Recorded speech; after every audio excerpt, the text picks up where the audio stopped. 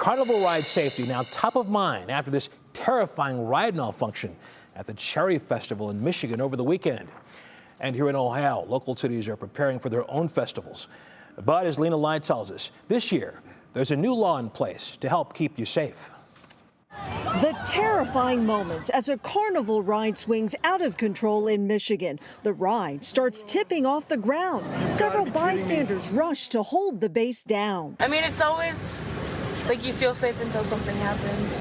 Back home in Strongsville, workers are busy setting up for the city's 79th annual Homecoming Festival, where thousands will come for food, games, and rides. But unlike in years past, a new law.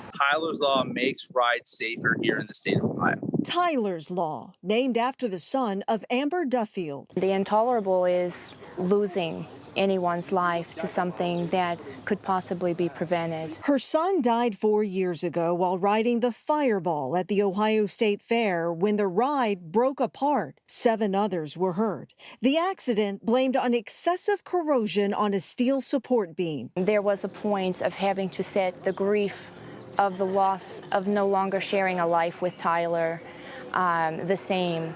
That had to be put on the shelf in order to bring about this change. And so starting this carnival season, regulations that are considered some of the toughest in the nation. Bigger rides now require 2 inspections by 2 inspectors with a keen eye for pit marks in metal, a sign of corrosion. Those are the red flags for us as the inspectors.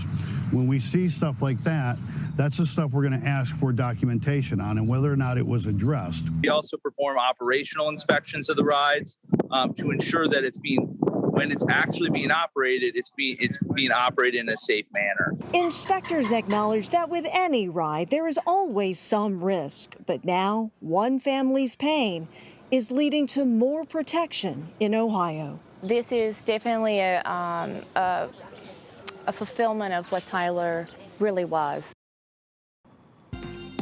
And Tyler's Law applies not just to city and county fairs, but also to permanent rides like at Cedar Point. Here in Strongsville, the Homecoming Festival starts on Wednesday. 10,000 people expected Wednesday through Saturday. But first thing tomorrow morning, Russ, state inspectors will be here to give the rides behind me a final look through. Okay, Lynna Lai in Strongsville. Thank you.